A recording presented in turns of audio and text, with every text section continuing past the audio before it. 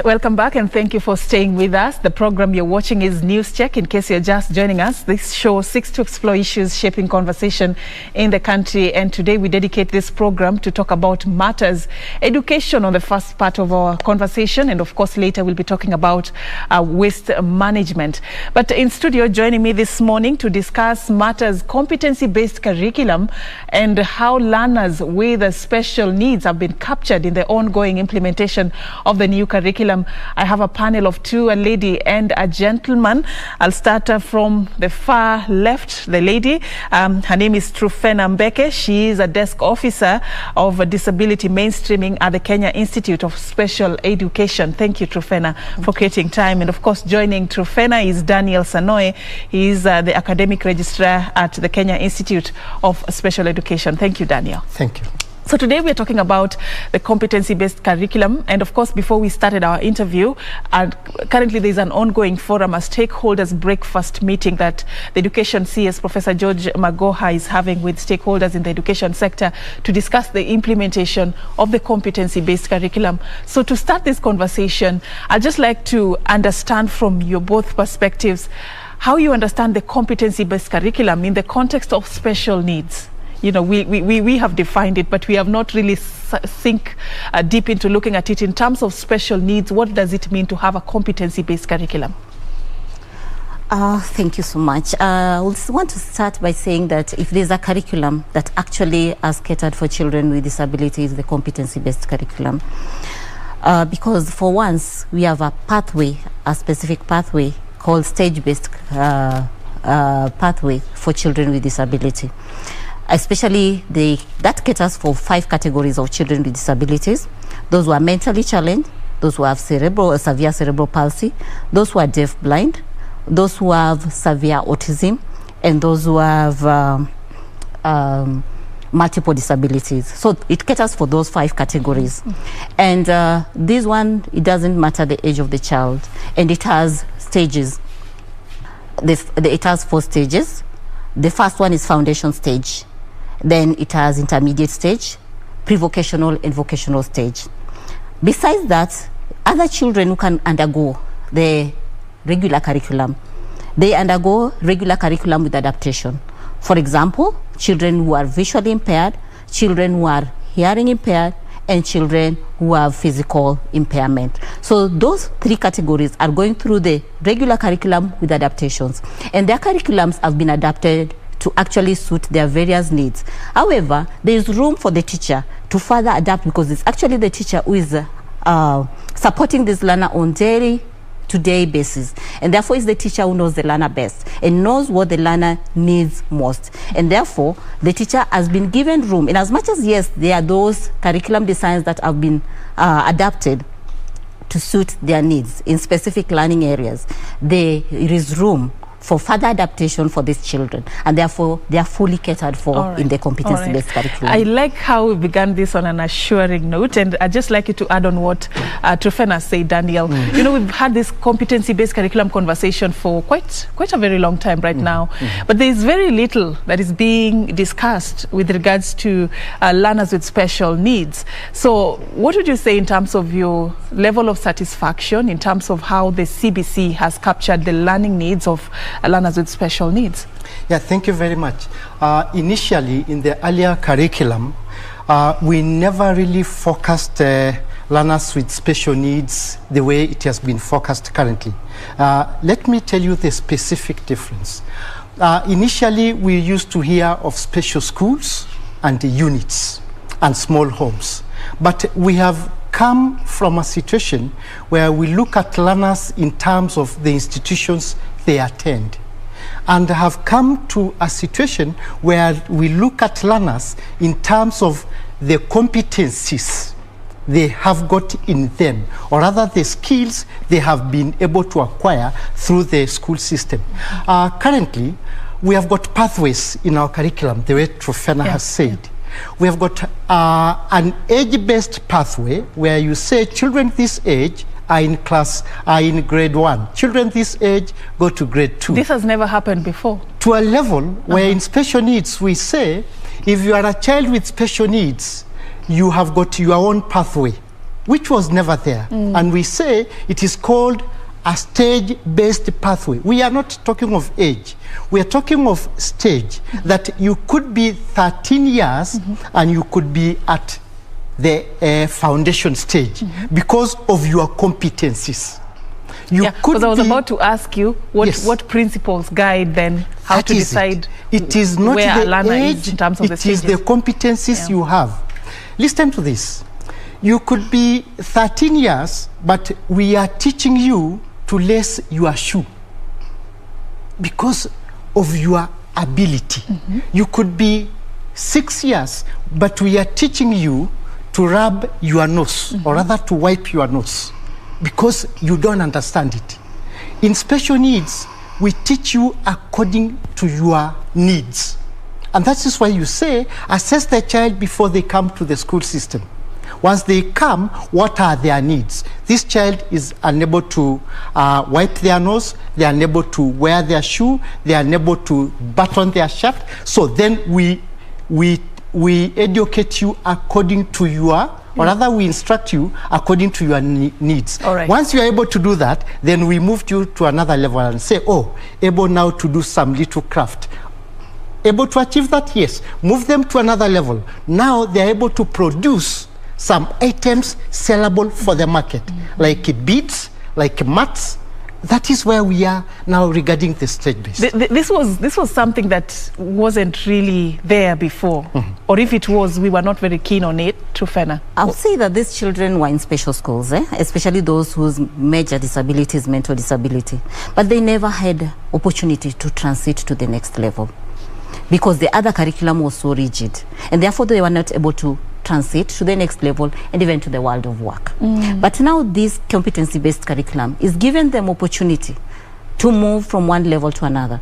And why do we call it stage-based? The child does not have to move the next year. The child has to acquire the competencies they need to acquire before they move to the next level. So it doesn't matter how long. Depends. Every learner is different. And each one of them has an IEP, Individualized Education Program.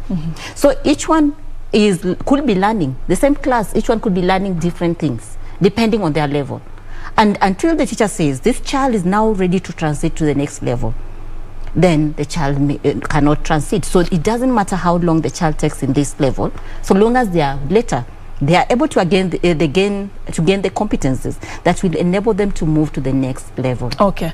I want to move to the next question, but before I ask this, maybe it would be important for the sake of our viewer to understand your mandate as KISE, because my question is centered around the level of involvement of stakeholders representing learners with special needs in the crafting of the competency-based curriculum, such as yourself, KISE.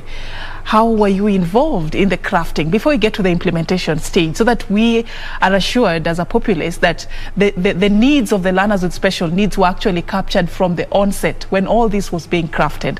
So let's start from what KISE is all about and what it represents. Thank you very much.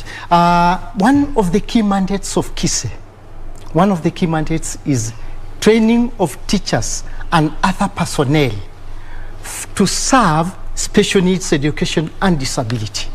Obviously, you will understand the teachers, very simple. But other personnel, people like sign language interpreters, people like braille transcribers, people like scribes, so other personnel to serve in special needs and disability.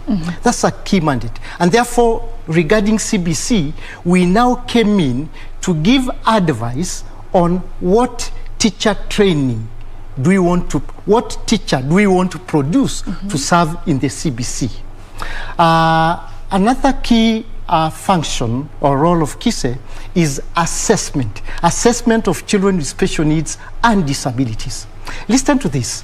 The CBC says, before you place a child, assess them so that you know where they come into the school system. And therefore, KISE says, we have got a role to provide assessment tutors in the school system to assess the disability of determine the disability, or rather the disabling condition, determine the needs arising from that disability, then provide this starting level and continue. So we have got people we call assessment officers, whom we have got a mandate to train across the country, and the assessment centers across the country. So that's another role of KISE, assessment of children with special needs and disabilities. And we have got a national assessment center in KISE, which has been established by government to then provide assessment and education for assessment officers. How long has this been happening though? Is it something that was there before the CBC, or it's assessment has been there, but you realize that it has even become a major component of CBC. These children, as much as they stage-based and age-based, there are arrows that face both sides, meaning that a child can move from stage-based after reassessment and realizing probably the child was not placed rightly, and go to the age-based with adaptations. Or the child, we may have the child in stage-based and realize, oh, this child is not really doing well in this age-based, and probably after reassessment we take the child now to stage-based, where the child actually would be supported appropriately. So it was there, but now it's being more pronounced. Yeah. All right. So as you are going to this discussion table as stakeholders, I just want you to give me 3 things you're looking out in terms of sort of like your objective. At the end of all this, we want this and this and this to have been captured within the CBC. In terms of even the training of teachers and other personnel, what were those fundamental issues that you said must be captured in the CBC for you to feel like the special needs of learners have been well captured? Okay, one of the things is we've always wanted all schools where children with disability are to have what is known as teacher aid, currently called learner support assistant. A curriculum has been developed by KICD, and KISE is actually training learner support assistants even as we talk currently. There is also an aspect of sign language, and we've always wanted a country where children can communicate with each other, and therefore sign language has been introduced. Kenya Sign Language has been introduced as one of the learning areas, an elective, of course, learning area that every child can take from grade 4.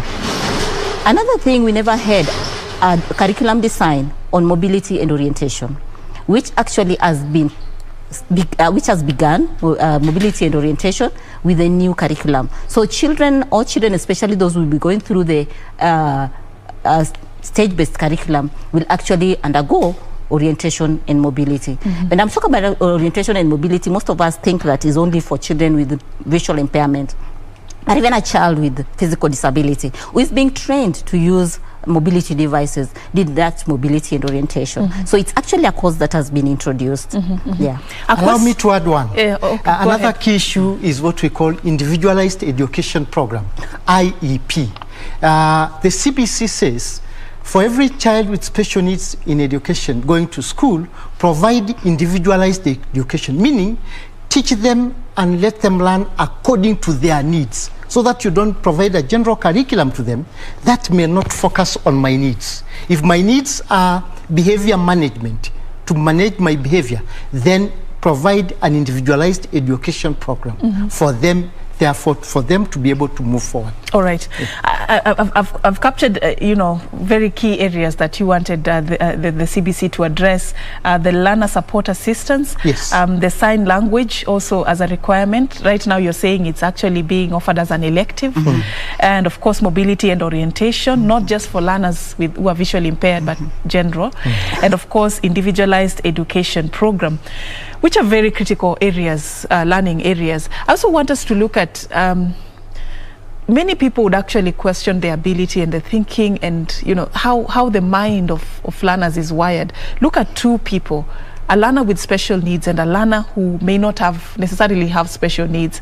How are they wired, so that we can understand as we are addressing their learning needs, what exactly should we consider? Just as a teacher or as a trainer, look at these 2 people. You've been presented with these two learners. What is it that you're supposed to be sensitive to as somebody who is supposed to be addressing the learning needs of these 2 learners? That's a very interesting question, but very good. Essentially, when children arrive in a school or in a class, the main thing is their ability to capture information you give. But beyond that, there's what we call psychosocial aspects of disabilities. Psychosocial aspects will involve things you may not be able to teach academically, which are more important than the academics. Psychosocial aspects are things like attitude. Attitude towards the way you teach them. Attitude towards, for example, the teacher's attitude towards a child. The attitude of the curriculum you have developed towards the child. How does the curriculum focus on the child? Is it made for this child or is it made for the general population? That is a key issue when it comes to children with special needs, psychosocial aspects of that disability. Another key issue is the way the teachers look at the child when they come to school. Is this child looked like a child with inability to understand what I'm teaching? Is it because of disability that they will fail? Or is it because of mental ability? So there are key issues that one must look at when educating them. Yeah. You can also add, and also inform how these two learners ought to be assessed, right? Those fundamental principles you have raised, right? Is there anything you'd like to add on that, Truphena? Okay, personally, as a teacher, if I get these two children in my class, of course, the other one, I may just give my normal assessment to find out the entry behavior. But this particular one, I may need the help of functional assessment so that I know exactly what to cater for. And remember, some of these children have gone through a lot of psychological issues at home. And as you was saying, actually, it's very important that we look at the psychosocial aspect, because even these children are already coming with attitude. Because by the time a child is about maybe 4 or 5, they already know that they are different. And how do I deal with this aspect of reassuring the child that, you know, you may be different, yes, but you're still capable of doing ABC. And for me, learning is not about academics. For me, if I move a child from one level to another, a child comes to my class who is very withdrawn, and I'm able to make the child socialize, then for me, learning has taken place. A child comes to my class who doesn't know how to go to the toilet, and I teach the child how to use the toilet and even flush and do everything and wash their hands. For me, learning has taken place. So for me, that is what learning is, and that's how I'll treat these two children differently. I'll not want, I'll actually not set the same goals. I'll have different goals or different objectives for these children. And even as we train teachers in KISE, when we do IEP, and that IEP subject, there's always an objective for that specific learner, which is different. So as the other learners who probably are average and above average are doing something else, I could be sitting somewhere else supporting this particular child to achieve what he or she can do without really frustrating the child. I like one thing you've said about how you rate learning. It's as basic as a learner just being able to do something they couldn't do before, like using the washroom, like, you know, tying their shoelaces. They couldn't do that before. Now they can. They have actually learned.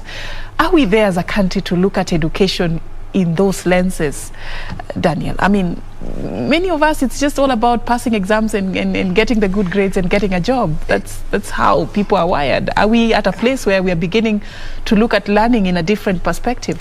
That is the challenge we have when it comes to education of these children, because the parents will want to come to the school and ask you, what are the grades of my child? They want to say, what did they score in English? What did they score in mathematics?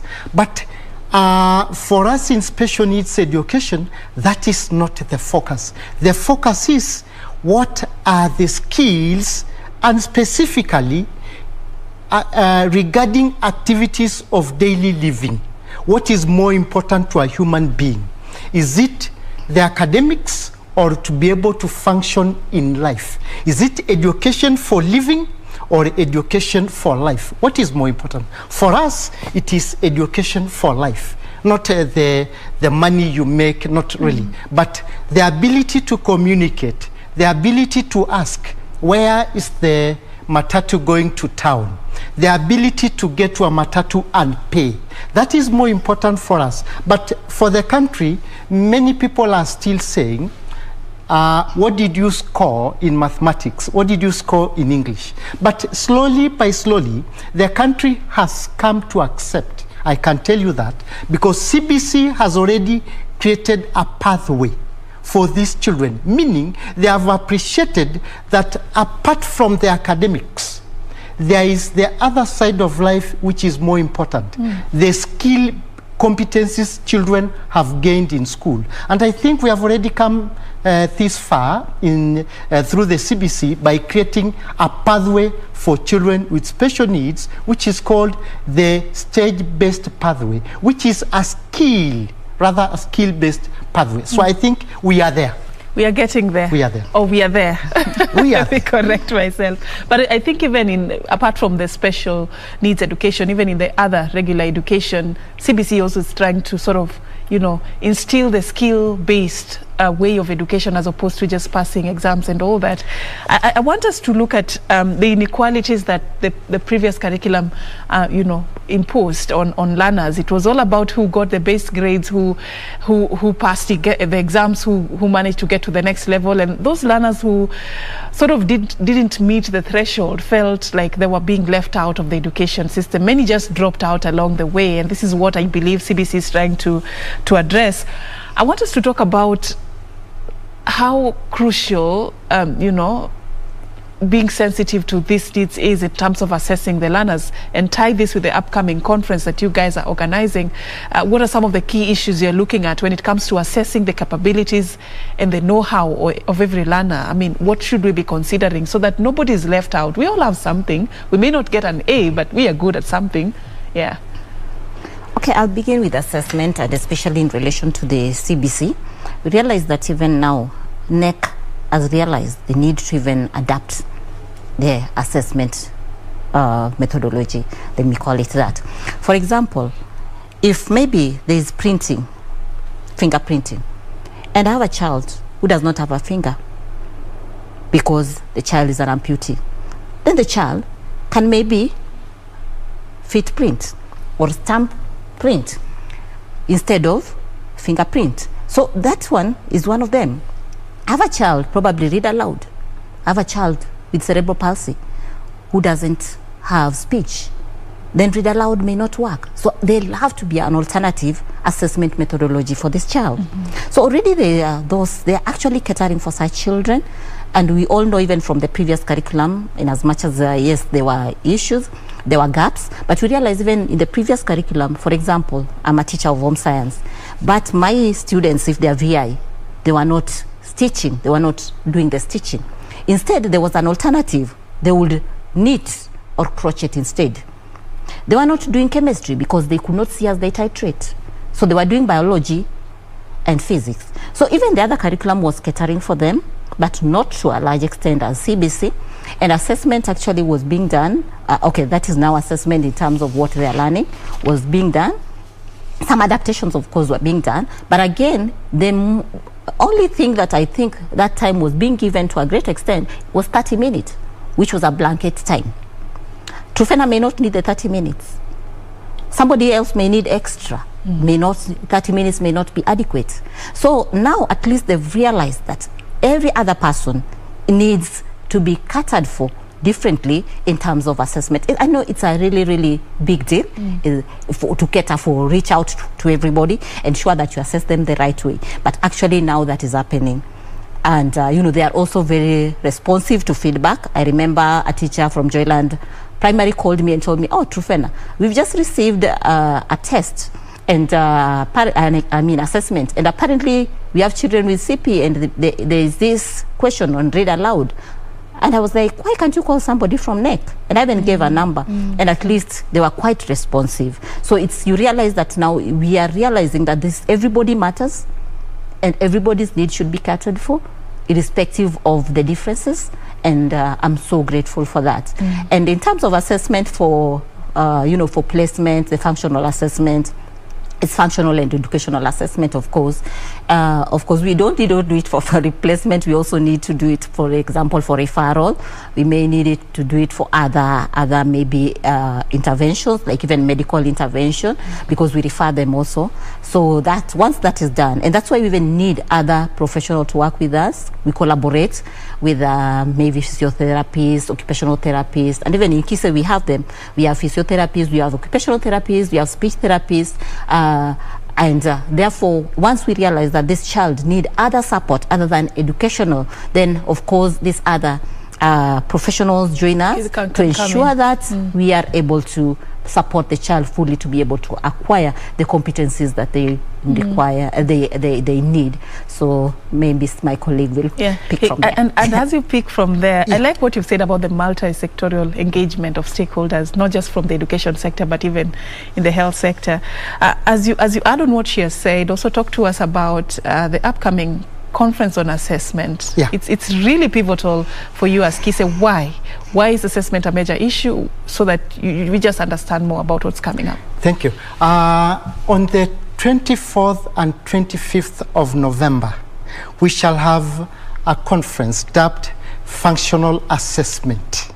Functional assessment, not basically academic or any other assessment. Functional assessment because it is the assessment of how the person functions, how the child is functioning, be it academics, be it social, be it communication, be it cognitive, the functioning of the person as a whole. Linking it to CBC, CBC says before the child gets to the school system, assess. That is now a standard requirement. Assess so that you are able then to, one, do correct placement. Where do they need? Is it a special school? Can they fit into the regular school? And two, as you get to where you place them, provide the appropriate education. Appropriate education in terms of what is their capacity. So then you don't teach algebra to a child who requires shoelacing. As simple as that. Wow. Once you are there, then you now come to assessment and say, while you require assessment for education, what assessment are you doing? Are you doing the right assessment? So we are saying in the conference, can we discuss tools? What tools are we using to assess these children? Are they reliable? Are they valid? Are we having the correct tools? If you want to assess a child who is gifted and talented, so that then you can have correct placement for them, you don't waste them. Are you using the right tools? That is the engagement we want. And then we are also saying, although we have the right tools, are we using the right procedures? Can this child write in order to be assessed, or do we need to observe? Because they are young children, you cannot instruct them to write. And if you are doing observation, could that observation be very liable to personal prejudices? So then you have got the wrong assessments of children. That is the kind of engagement we want to have in the conference, to really come up with the right way of assessing children, so that then we have got the right placement, so that we have got the correct provision of children under CBC. Yes. It's very interesting how detailed you put it. So who are you targeting with this functional assessment engagement, and how is it going to be done? Thank you. Quite some time back, Truphena is quite aware, the country established educational assessment and resource centers. We call them in short EACs across the country, way back early 80s. We went on with assessment of children, and there are assessment centers across every county in this country. Like 47, we have got 47 assessment centers. Even at the sub-county level, there are assessment centers. And they are staffed with assessment officers. Many a times they are teachers. But together with the teachers, children come to the assessment center, they are assessed, and they could come up with multidisciplinary teams teams of physiotherapists, speech therapists, medical doctors, and they determine what is the nature of disability, what is the degree of this disabling condition, therefore what is the placement of this child. Our focus therefore in the conference is to capacity build the assessment staff who are already there in the assessment centers in the country. Okay. That is our focus. And we shall be targeting like 230 assessment officers. Yes. 230? Yes. Wow. So this will be virtual or physical? It will be physical. They'll be coming to KISE, but we shall be providing a link for any person who wants to log in and any other person who is unable to come to the conference to be able to listen and benefit. All right. This is from the 24th? 24th and the 25th of November. And you're welcome. Thank you for that. Of course, it's going to go a long way in addressing some of the issues that, are coming up as we go ahead to implement the competency-based curriculum. And talking about those issues emanating, I told you there is a forum currently happening at Hilton Hotel. Stakeholders are discussing this very matter that we are talking about here in studio. And one of the issues that came up earlier from one of the speakers is the engagement of parents. And I want to probe you both on this particular issue. What is the role of the parent in this, for this competency-based curriculum to be successful? What are they expected to do? Okay, go. Yeah, thank you. Okay. I'll start it off. And all then, right, no problem. Go ahead. We are very much aware as an institute that the parent is very central to CBC. What we are doing, first of all, before we say what their role, is that in the last 2 weeks, the institute, recognizing the central role of the parent, has developed a manual together with other stakeholders, like the NGOs, specifically Humanity and Inclusion, did sit down and said the parents need to come up and get engaged as per the provisions in the CBC. And we have come up with a parents' manual on how the country and specifically education sector can engage the parents in the implementation of the competency-based curriculum. So a manual is there in place for engagement of parents. All right, just add on to that. I just want to say I'm very traditional, and I believe that for us to really, I'll start with a traditional approach. For us to be able to have that saucepan balance on a traditional cooking stove, we must have 3 stones. And the 3 stones is the parent, the teacher, and the child for education to actually balance. And because of that, a parent is a very crucial stakeholder in education. And there's no way a parent can be left out. And especially when it comes to education of children with disability, parents tend to distance themselves. And in fact, a child with disability, because me I've taught in a special school, was the last to be brought to school. And you ask, why is the child brought to school? I was taking the ones who are okay before bringing this one who is, actually they call them unwell, the sick. So again, it's very important that we now show these parents. I'm not saying all of them are like that, but I would say most of them. And they will drop the child, and some of them, actually even some schools, they to come up with a penalty at the end of the term, such that if your child stays for 1 extra day, there's a penalty, so that you realize the importance of taking your child home.